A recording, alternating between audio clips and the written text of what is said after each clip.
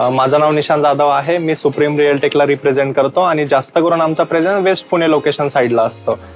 Actually लेगसीची आमची journey अशी खूप काही जुनी नाही आहे। जस्ट लास्ट इयरपासून आम्ही लेगसी सोबत काम करणं सुरू केलं, कारण त्यांचा एक प्रोजेक्ट लॉन्च झाला लेगसी ॲक्वा लाईफ, जे की आपल्या रावेत लोकेशनला लोकेट करतं। आणि लेगसी आल्यानंतर एक कुठे ना कुठे आम्हाला एक पॉझिटिव्हनेस आला की ज्या सेल्स ऑफिसचे जे सेल्स पर्सन आहेत बरोबर, जे की त्यांची क्लायंटला अटेंड करायची सिस्टीम आहे किंवा जे काही तिथलचे एक्झिक्युटिव्ह बरोबर ज्या प्रकारे क्लायंटला किंवा आम्हाला ट्रीट करतात, ही त्यांची एक पद्धत मला खूप आवडली बरोबर। जो कारण कसा असतो, प्रत्येक माणसाला एक रिस्पेक्ट पाहिजे असतो, जो की आम्हाला लेगसी प्रोजेक्टवर चांगला भेटला।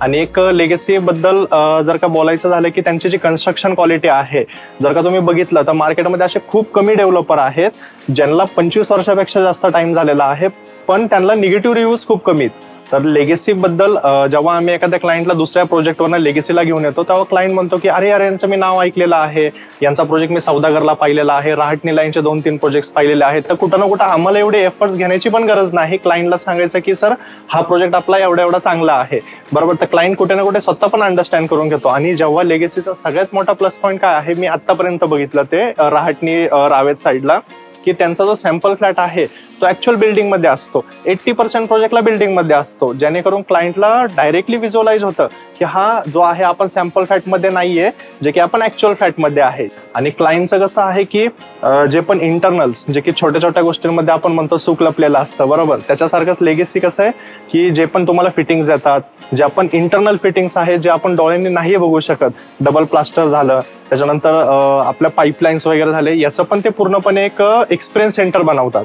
तर हे जास्त करून मोठे बिल्डर्स वापरतात, लाईक गोदरेज, बीटीपी, जसं मी तुम्हाला नाव घेतलं, तर हे पण लेगसी कुठं ना कुठे स्टँड आउट करतं त्यांच्यामध्ये। त्या हिशोबाने बिल्डिंग्सचा आपण सगळे बघतो बरोबर, तर लेगसीच्या बिल्डिंगच्या फिनिशिंगमध्ये आणि बाकी डेव्हलपरच्या फिनिशिंगमध्ये त्या लोकेशनच्या हिशोबाने तर खूप फरक आहे बरोबर। त्या हिशोबाने माझ्या मते जे त्यांचं प्रेझेंटेशन आहे ते मला आवडतं, म्हणजे माणूस म्हणून किंवा एक बिल्डर म्हणून एक रिस्पेक्टफुली मी त्यांच्याकडे बघू शकतो।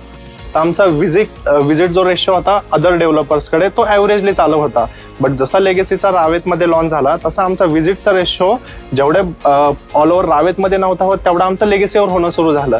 पण क्लायंटचं असं येतं की खूप महाग असेल, नाही सर तुमच्या प्राइसिंगच्या याच्यामध्येच आहे जो मार्केट प्राइस चालू आहे, आणि त्या प्राइसिंगमध्ये ती क्वालिटी देणं हे बाकीचे डेव्हलपर पण देऊ शकतात, पण ते देत नाही।